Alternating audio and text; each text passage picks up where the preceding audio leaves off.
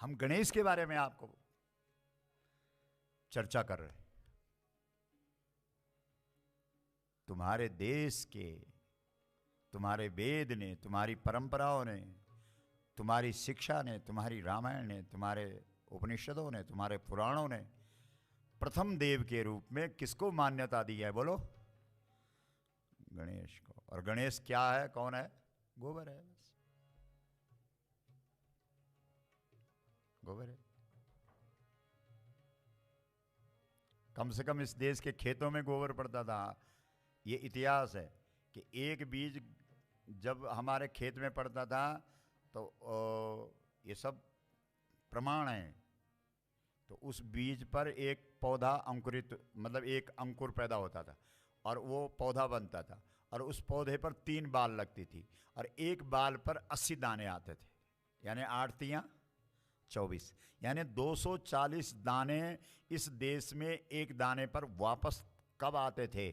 जब इस देश के अंदर खेतों में कौन सा देवता होता था? गणेश।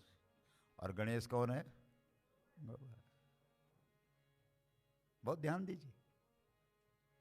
और गणेश की पत्नियों का नाम क्या है? बोलो। हमारे यहाँ शिव पुराण में कथा है कि गणेश और कार्तिकेय ये दोनों माँ बाप के सामने लड़ने लगे, पहले मेरी शादी हो, पहले मेरी शादी हो। शिव पुराण सुना होगा आपने। कभी कभी तो आपकी समझ में कुछ आता ही नहीं होगा, ये क्या हो रहा है? ये देवता लोग भी शादी के लिए बड़ा झगड़ा करते हैं क्या? गणेश बोले पहले मेरी शादी होनी चाहिए, कार्तिकेय जी बोले, ये शिव पुराण सुना रहा हूँ आपको। कार्तिकेय बोले पहले मेरा विवाह होना चाहिए। शिव जी पार्वती दोनों परेशान, अब किसका विवाह करें? बड़ा तो ऐसे कार्तिकेय इसका, लेकिन गणेश जी और उछले, बोले नहीं पहले मेरा होना चाहिए। तो फिर माँ बाप ने कहा कि ठीक है करते हैं, अभी ठहरो ठहरो ठहरो, शादी के योग्य भी तो हो तभी तो विवाह कराएंगे। जो पहले पृथ्वी की परिक्रमा करेगा, क्या समझे? जो पहले पृथ्वी की परिक्रमा करेगा उसका पहले विवाह होगा।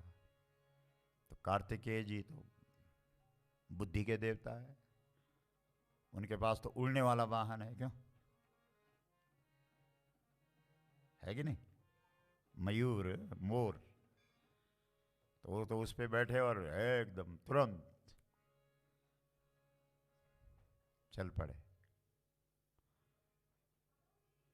लेकिन गणेश सोचे क्या करो? बोला माँ बाप ने जो किया है उस पर विचार करो, पहले माँ बाप ने जो बोला है पहले उस पर विचार करो कि जो पृथ्वी की परिक्रमा करेगा। तो गणेश जी ने सोचा कि पृथ्वी तो बहुत बड़ी है, लेकिन ये पृथ्वी कौन है? आप लोग बताओ, पृथ्वी कौन है?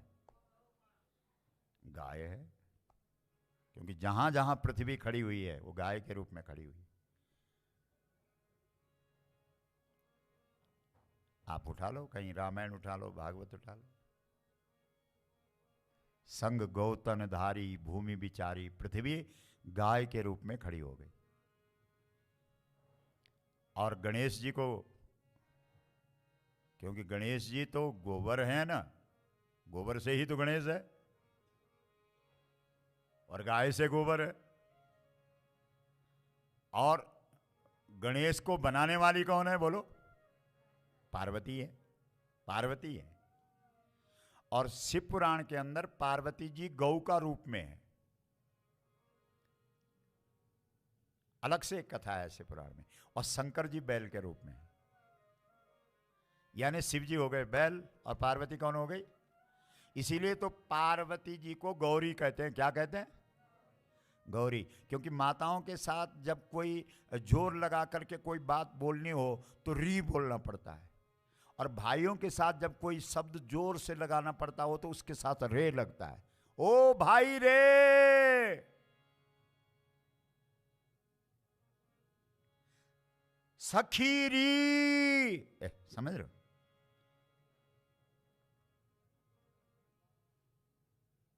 नारी के साथ क्या लग रहा है? री। और पुरुष के साथ क्या लग रहा है? आगे समझ में? तो मूल शब्द क्या है? गौ। और जोर लगाने के लिए कौन सा शब्द जोड़ दिया उसके साथ? बोलते क्यों नहीं? री बराबर गौरी। यानी गौरी कौन है? गाय। तो गणेश ने कहा घर में गौरी है, और मैं इतना बेवकूफ थोड़ी हूं जो पृथ्वी की घूम परिक्रमा करने जाऊं। वो ठक से गौरी और शंकर की प्रदक्षिणा कर दी, यानी गाय और बैल की प्रदक्षिणा कर दी, और पहले विवाह गणेश का ही हो गया। बोलो गणपति भगवान की हर हर मां।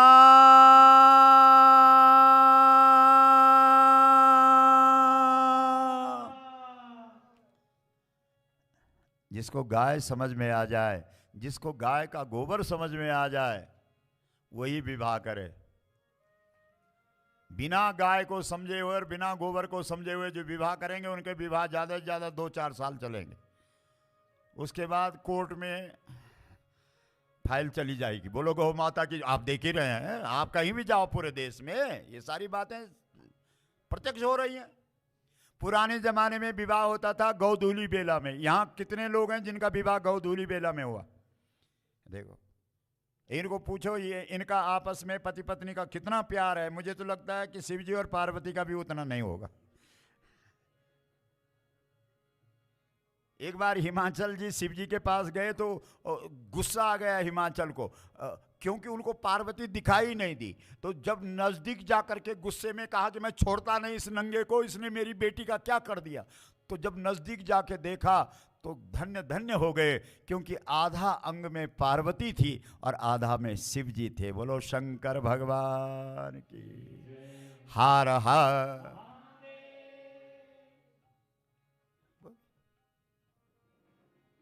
कई लोग बोलते हैं अरे साहब बैकुंठ कैसा होता होगा। तो हमने कहा यार बैकुंठ ऐसा होता है जहां पति लेटा होता है और पत्नी पैर दबा रही होती है। तो कहने लगा कि नरक कैसा होता? हमने कहा जहां पति लेटा हो और पत्नी गला दबाने की सोच रहे हो। तो और क्या कहे? बोलो गौ माता की हर हर मां।